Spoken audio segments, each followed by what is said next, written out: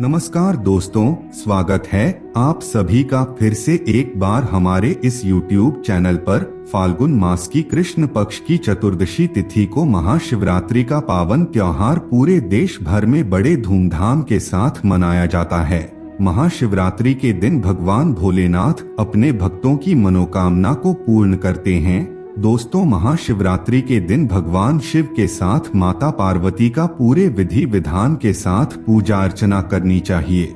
इस दिन पूजा अर्चना के दौरान भांग, बिल्वपत्र, बेल और धतूरा आप भगवान शिव को अवश्य अर्पित करना करें। इस दिन धार्मिक अनुष्ठान भी आप कर सकते हैं, रुद्राभिषेक भी कर सकते हैं और महामृत्युंजय मंत्र का जप भी कर सकते हैं। मान्यता के मुताबिक अगर आप महाशिवरात्रि के दिन महामृत्युंजय मंत्र का जप करते हैं तो इससे स्वास्थ्य से संबंधित सभी प्रकार की समस्याएं दूर होती है, साथ ही सभी प्रकार की मनोकामना भी पूर्ण हो जाती है। आपने देखा होगा महाशिवरात्रि के दिन भोलेनाथ का व्रत किया जाता है, छोटे बच्चे से लेकर बड़े बूढ़े तक करते हैं। इस दिन भोलेनाथ की बारात भी निकाली जाती है। बड़े धूमधाम के साथ यह त्योहार मनाया जाता है। ज्योतिष शास्त्र में यह बताया गया है, महाशिवरात्रि का दिन अगर गुरुवार के दिन होता है तो यह और भी ज्यादा खास बन जाता है। वैसे तो महाशिवरात्रि का त्योहार खास योग में मनाया जाएगा। बता दें, इस बार शिव योग बना हुआ है। महाशिवरात्रि के दिन धनिष्ठा नक्षत्र रहेगा और मकर राशि में चंद्रमा का गोचर होगा, जो अनुकूल कहा जा सकता है। इस बार की जो महाशिवरात्रि है वह बहुत ही दुर्लभ और खास है। इस बार महाशिवरात्रि के व्रत का जो शुभारंभ है वह त्रयोदशी तिथि से प्रारंभ हो रहा है। तो ऐसे में दोस्तों, सुबह उठकर स्नान करके स्वच्छ वस्त्र धारण करें, फिर पूजा वाले स्थान की साफ सफाई करें, भगवान शिव और माता पार्वती की प्रतिमा स्थापित करें। उसके बाद पंचामृत से स्नान कराएं। इसके बाद भांग, धतूरा, फल, पुष्प, मिठाई भगवान शिव को चढ़ाना है, अर्पित करना है। इसी के साथ ही माता पार्वती को नए सिंदूर की पुड़िया अर्पित करें और आपकी उंगली में जो सिंदूर लगा हुआ है उससे आपको अपनी मांग भरना है। अब दोस्तों, सच्चे दिल से महाशिवरात्रि व्रत करने का संकल्प लीजिए।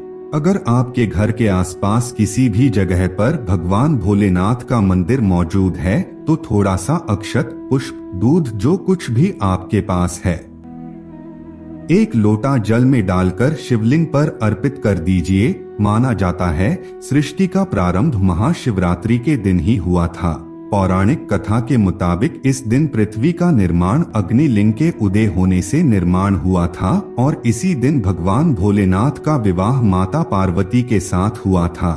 वैसे तो भगवान शिव बड़े भोले माने जाते हैं। अगर श्रद्धा पूर्वक एक बार भी ओम नमः शिवाय का उच्चारण कर लेंगे तो इससे भोलेनाथ प्रसन्न हो जाते हैं। लेकिन दोस्तों, आज के इस वीडियो में हम आप लोगों को शिव पुराण में बताई गई उन बातों के बारे में बताने जा रहे हैं जिन्हें आपको अवश्य जानना चाहिए। साथ ही शिवरात्रि के दिन वह कौन कौन से कार्य हैं जिन्हें आपको भूलकर भी नहीं करना चाहिए और वह कौन कौन से ऐसे कार्य हैं जिसे करने से आपका भाग्य बदल जाएगा। संपूर्ण जानकारी आपको वीडियो में प्रदान करेंगे। दोस्तों, किसी के लिए गलत करना ही नहीं बल्कि गलत सोचना भी पाप होता है।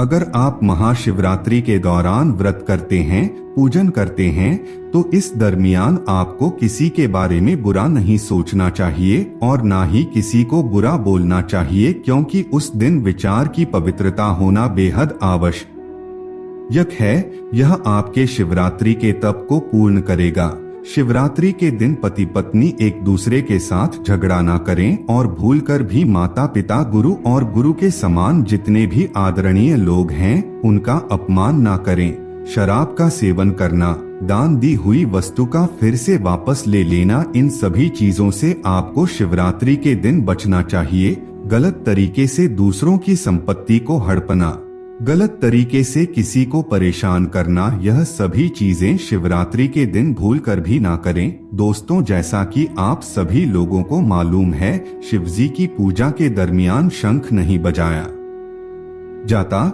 सिंदूर अर्पित नहीं किया जाता, शिव पुराण के मुताबिक महाशिवरात्रि के दिन शिव और शक्ति का मिलन होता है, तो ऐसे में भोलेनाथ की पूजा करने से सुख सौभाग्य तो बढ़ता ही है, साथ में कुछ चीजों को अर्पित भूलकर भी नहीं करना चाहिए, अन्यथा दुर्भाग्य कभी साथ नहीं छोड़ता। महाशिवरात्रि के दिन तुलसी के पत्ते, केतकी के पुष्प, यह सभी चीजें शिवलिंग पर भूलकर भी अर्पित ना करें, साथ ही हल्दी अर्पित ना करें, नहीं तो आपको पूजा का पूरा फल प्राप्त नहीं होगा।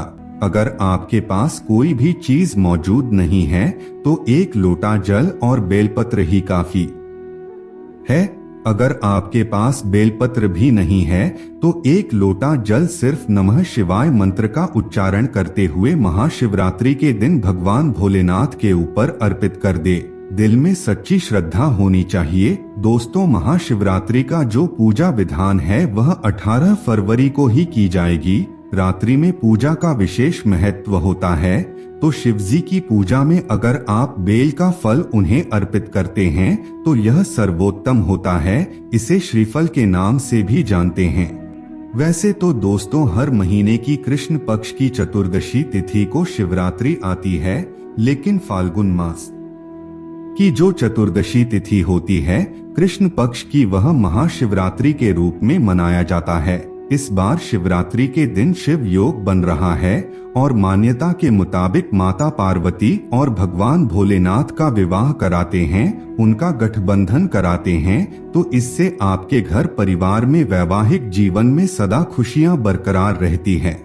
दोस्तों, बहुत सारी चीजें ऐसी है जिन्हें महाशिवरात्रि के दरमियान आपको भूलकर भी इस्तेमाल नहीं करना चाहिए, जबकि कुछ ऐसी चीजें हैं जिन्हें अगर आप महाशिवरात्रि के दिन सिर्फ घर ही ले आते हैं तो इससे आपका सोया हुआ किस्मत जाग जाता है। महाशिवरात्रि के दिन ज्यादातर लोग व्रत रखते हैं, सात्विक भोजन ग्रहण करते हैं, एक बेला में उपवास रहकर। दोस्तों, अगर आप महाशिवरात्रि के दिन व्रत रखते हैं तो शरीर में पानी की कमी बिल्कुल भी नहीं होना चाहिए। इसके लिए आप किसी भी जूस का सेवन कर सकते हैं, जैसे कि अनार के जूस का सेवन कर सकते हैं। महाशिवरात्रि के दिन फलाहार में भी सेब, ऑरेंज, पपीता इत्यादि चीजों का सेवन कर सकते हैं।